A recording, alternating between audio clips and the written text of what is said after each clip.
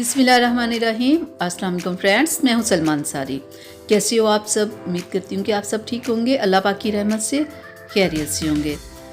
जी friends, आज की video में मैं आप लोगों के साथ बीफ कीमा कढ़ाई रेसिपी शेयर करने जा रही हूँ।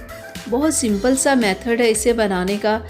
इसे खाने का बहुत ही मज़ा आता है, बहुत टेस्टी ये बनती है।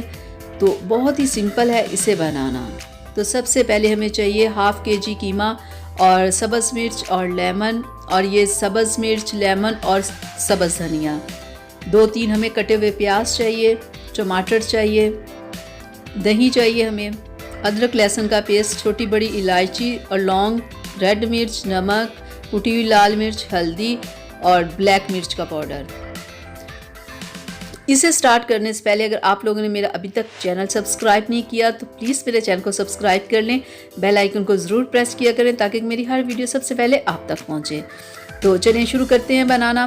मैंने चूल्हे के ऊपर कढ़ाई रख दी है, ठीक है। तो सबसे पहले हम डालेंगे इसमें ऑयल। हाँ, इतना हम इसमें ऑयल डाल देते हैं।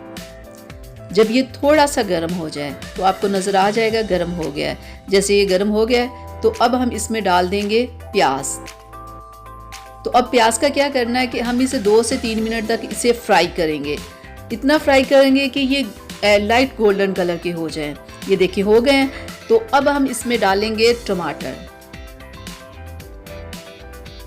और अब हम इसमें डालेंगे दही, सब्ज़ मिर्च कटी हुई,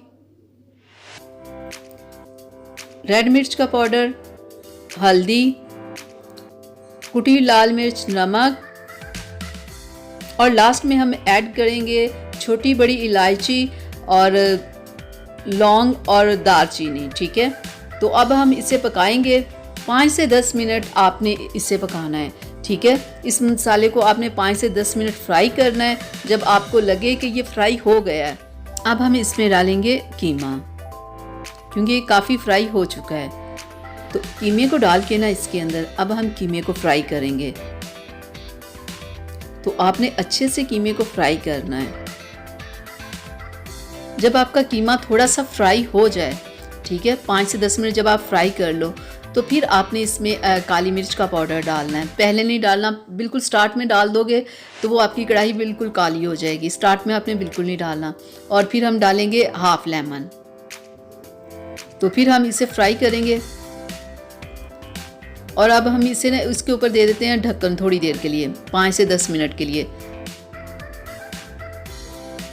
देखिए 10 मिनट के बाद टमाटर वगैरह सारी चीज़ें इसके अंदर मिक्स हो चुकी हैं। तो अब हम फिर इसे 5 से 10 मिनट के लिए फ्राई करेंगे। ये देखिए हमारी कढ़ाई तैयार हो चुकी है। देखिए कीमे ने ऑयल को छोड़ दिया ना, इसका मतलब ये होता है कि आपका जो भी आप पका रहे हो वो आपका तैयार हो चुका है। तो अब हम इसके ऊपर धनिया डाल देंगे। जब आपका कोई भी आप चीज़ पका रहे होते हो, जब वो ऑयल छोड़ देती हो, इसका मतलब वो पक चुकी है। तो हमने इसे अच्छे से फ्राई कर लिया। अब ये हमारी फाइनल हो चुकी है। तो अब हम इसे डिश आउट कर लेते हैं। देखें कढ़ाई का कितना ज़बरदस्त कलर आया है।